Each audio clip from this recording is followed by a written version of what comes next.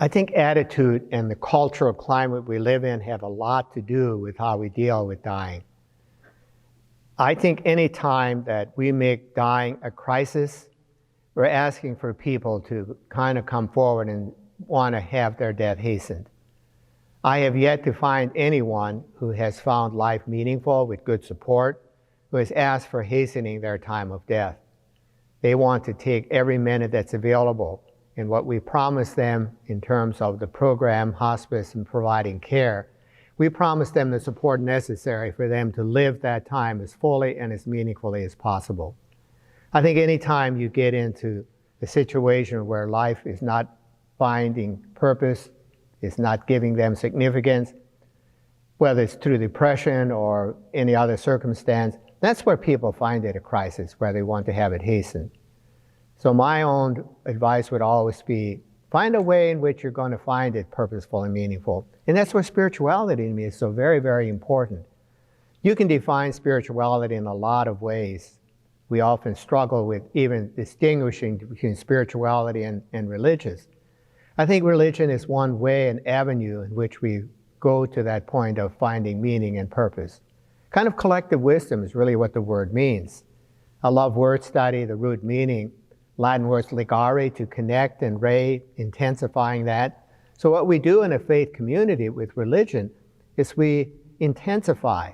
We make the connections in such a way that we have collective wisdom to guide us in these perplexing questions about what life's journey is all about. I love one of the quotes from Mark Twain, where he talks about the three things that are on a tombstone: the birth date, the death date, and what do you have in between? A little hyphen. He says the most important of those is probably what he calls the dash. How do we live that life journey once we enter the world until we get to the point where we have to exit? So living that dash meaningfully and purposefully is very, very important. And I think that's what I would define as spirituality.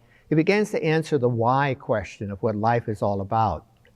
Nietzsche said it quite well. If we have a reason why, even though he was an existentialist, nihilistic, denying God's existence, he still had a struggle with the questions of life. So he said, if you find a why, you'll figure out a how. And Viktor Frankl then took that over with logotherapy. So we need to find that why of our existence. And I think this is where spiritual guiding, which we provide again through hospice, is so very, very important. You may have heard the Calypso chant. Tiger got to hunt, bird got to fly, but man got to sit and ask, why, why, why? Tiger get to rest, bird get to land. Man have to tell himself he understand. Once we understand and figure out the purpose of life, then we're really going to continue the journey without wanting to have it hastened prematurely by forcing someone on then to cause death. I think we have to become comfortable with our own mortality. That's the starting point. If we don't deal with that ourselves, there's no way we're going to help someone else deal with it. No way whatsoever. So we have to become comfortable about that. I recall early on in our program, about mid-80s, myself and the nurse went out to admit this patient into our program. And we take all the information, the nurse takes all the clinical, how do we design the plan of care. And then I explain in terms of the psychosocial, spiritual. If they have a faith community and a connection, we're not going to interfere with that. So I took the information, asked about any needs and so on she may have had. The family was gathered around her bed. And after we left and we're in the living room, the nurse finishing up some other information she needed, and I heard the patient calling for me. She wanted me to come back and asked me to come alone. So I went back and to know what that was going to be about. But she says, you asked me about the pastor, about visiting, and I mentioned we have a church and so on. I said, yeah, I'll call him and tell him we're involved. And she says, yeah, I want him to visit, but I want you to visit too. And so I let her talk some more. He says, when you were here, you seemed to talk more comfortably about dying. Again, this dying role in terms of the life journey. And when my pastor was here, just visited the other day, he prayed for me. But I was so uncomfortable as to his prayer. And I couldn't figure out why till you were here. And then she says, you know what he prayed for when he was here? He prayed for a miracle, for a cure. And I think that's why she wanted me alone, because she says, I'm not going to recover from this. She, in effect, said, I'm in the dying role. But her family may not have given her permission to be in that role because it was always, you got to keep fighting. You got to avail yourself of this or that because we don't want to lose someone near and dear. She says, you seem to talk more comfortably about dying, and I need that. I need you to come and help me with my dying role. Again, she didn't use that kind of fancy language, but that's basically what she said. And I think that's where you're asking the question. Until we become comfortable with our mortality, I'm not too sure we can really credibly visit with someone else as they're dealing with that issue more imminently. The letting someone die is giving permission. And allowing them to die is letting the underlying condition run its course. That will eventually bring about the death. That's how it would distinguish between those two words. Allowing death to occur versus giving permission for the person to let go. And that has to happen because we're all tied in together. And I think instinctively there's a mutual conspiracy of protection going on. Family wants to protect the patient. Don't talk about dying and death too openly. We actually have had people say, do you have to use the word hospice because hospice equals death? Do you have to wear your badge when you come in? Because our loved one doesn't know they're dying. That dying is imminent. Well, they know. So the family wants to protect their loved one, and the loved one knows that leaving that family will cause them a lot of pain, a lot of hurt. And there's no one of us who wants to deliberately cause pain for our loved ones.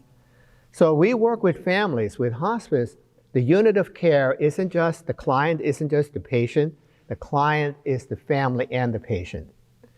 And I had a really powerful illustration of that in my own personal life. I was called a few years ago by my sister living in Bismarck up in North Dakota, all distraught, could hardly talk on the phone. One of her grandchildren, which would be a grandnephew to me, had taken ill very suddenly and diagnosed with a very aggressive brain tumor. Despite the best efforts of the people down in Rochester at Mayo Clinic, eventually they said, we've exhausted all the curative.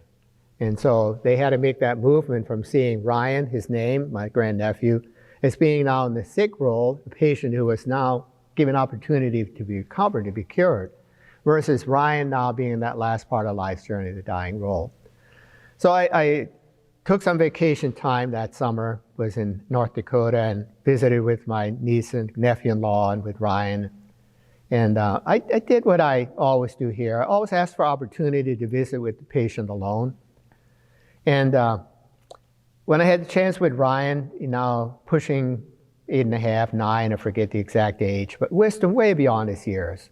Didn't know what to call me, Father, Uncle Tom. They just come up with names and this and that. And he assured me he was okay with what's going on. As he said to me, I'm ready to go home to Jesus. I'm ready to go home to heaven. Know, love, and serve God. He didn't use that fancy language again, but that's kind of what he was carrying on. But as I was visiting, I could look in his eyes and I could see there's a lot of pain still going on. And so I just gave him time, opportunity, and space and support to visit with whatever. And he started crying and he said, I feel so sorry. I feel so sorry for all the pain I'm causing Mom and Dad. Because he knew their firstborn son, just a precious little child, that was going to cause them a lot of pain, a lot of hurt. So he throws a guilt trip on me. He says, would you take care of Mom and Dad for me after I die? Okay.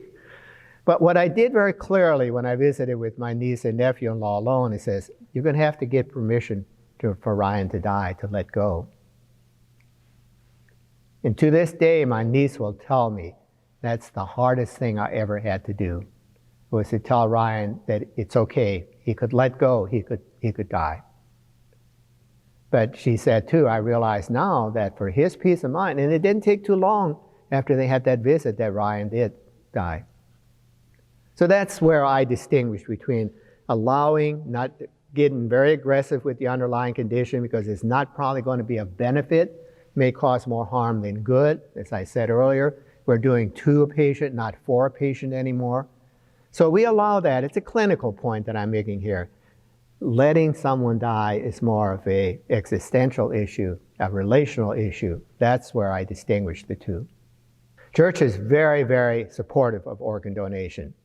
That this is how we indeed have our concept of the body of Christ, that we live in community, we live in connection. Yeah, the church is very supportive of that.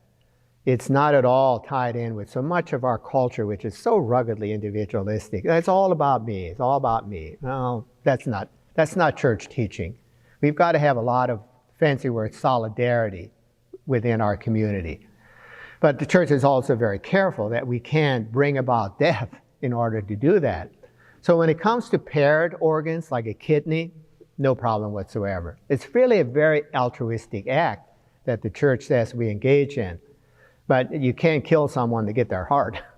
That's very clear. So it does raise the very delicate ethical issue. When does death occur? When do you say someone has died? Because when you're talking about organ retrieval, especially single organ, you can't let that organ stay in a body in a warm environment again, because now you're compromising that organ.